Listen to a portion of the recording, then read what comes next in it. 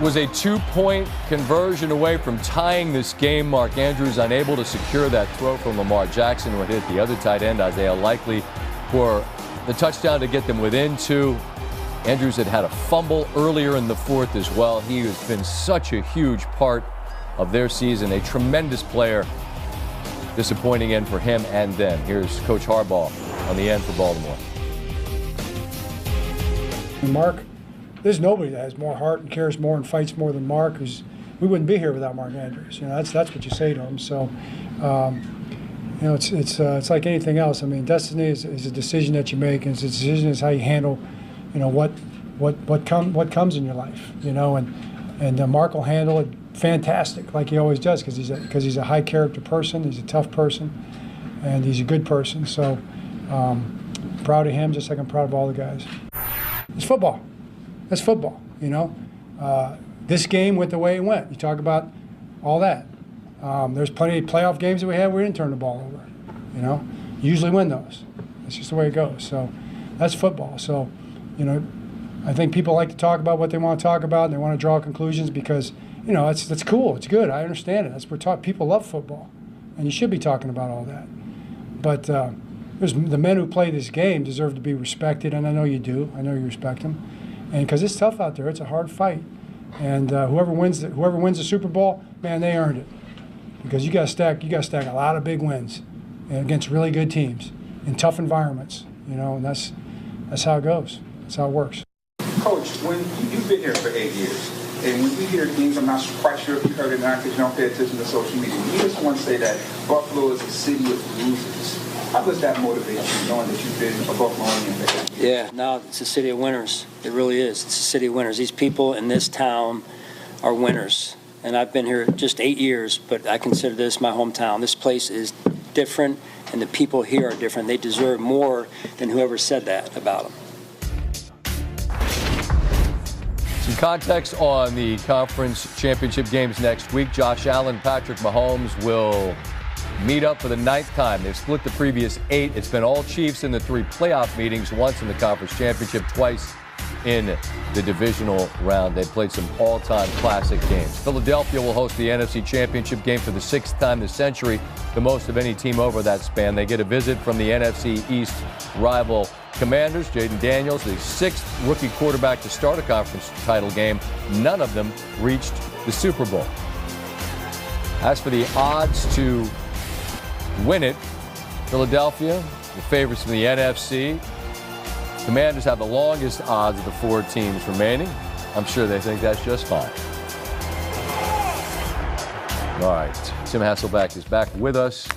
Down to these 4, I think 3 of them were teams we probably saw coming. Washington, maybe not so much. Let's just start with Bills Chiefs. It's a game that we saw earlier this year, but that game was in Highmark in Western New York. Buffalo won it. It's the only game Kansas City lost when they played their whole crew.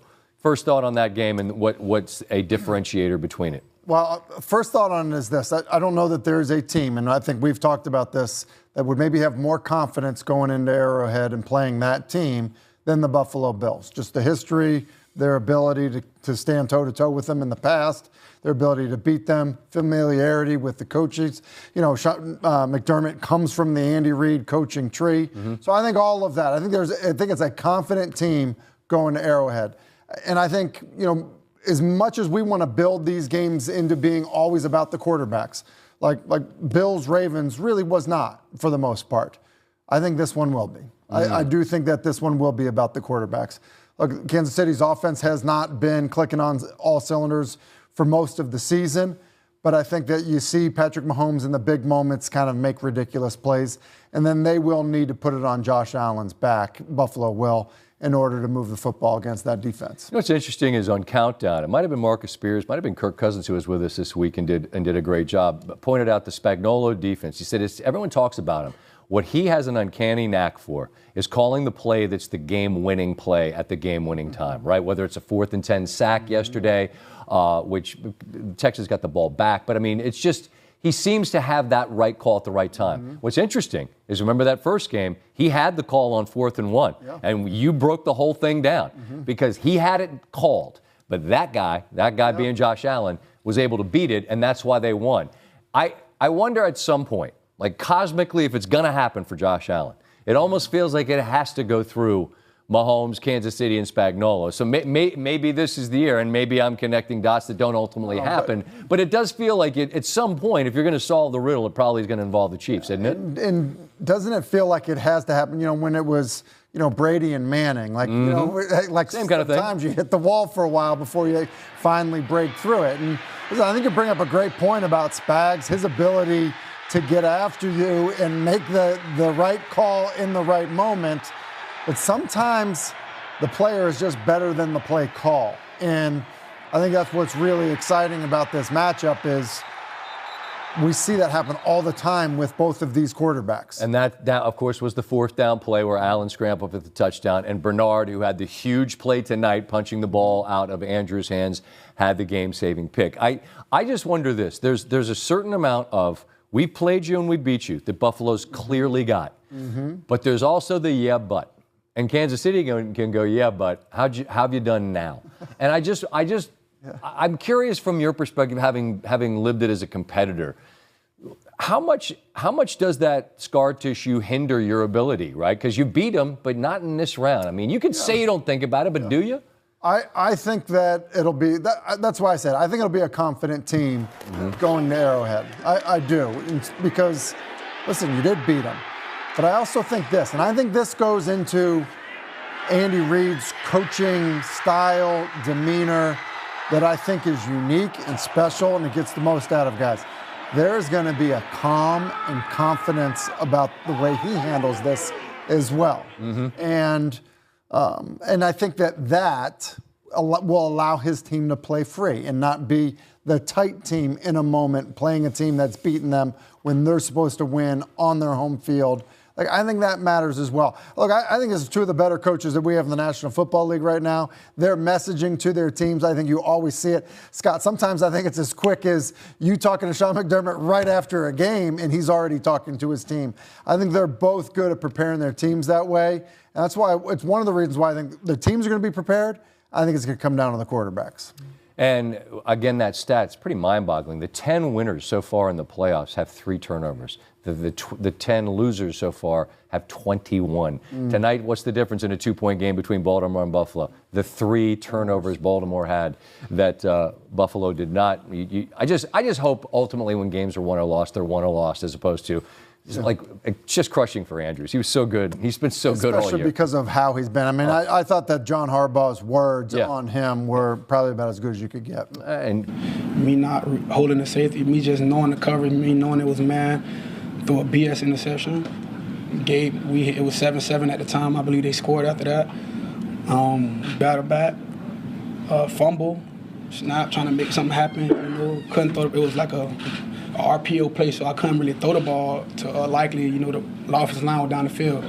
So I was trying to make something happen, tried to squeeze the ball, it slipped out my hand. Von Miller picked it up, got some yards. I think that led to points for them. So it's a team effort out there. He been busting his behind, he making plays happen out there on that field for us. Came up short. And like I've been saying all season, every time we in situations like this, turnovers play a factor. Penalties play a factor. Tonight, the turnovers can't have and that's why we lost the game, because as you can see, we're moving the ball wonderfully. It's hold on to the ball. I'm sorry for my language. Annoying. We competing. We competing. Don't get me wrong, but hats off to him. Hats off to me. That's what he said to me. Great players, recognize greatness. And we both recognize each other, But I told him, man, go get something, go win something, man, MVP, Super Bowl, do something. I want him to be successful, Lamar, did you talk to Mark after the game? I know you guys are really close. Yeah, I talked to him on the sideline, but I'm just as hurt as Mark. It's his fault. Like, all of us played a factor in that game. It's a team effort. I'm not gonna put that on Mark, bro, because he's been battling all season. He's been doing all the great things he's been doing all season. It don't always go our way. We want it to, but at the wrong time, it's like it's not going our way. We need to figure that out. I don't even know how you want me to answer that question, man. Like, you basically said it. I said it. Protect the ball.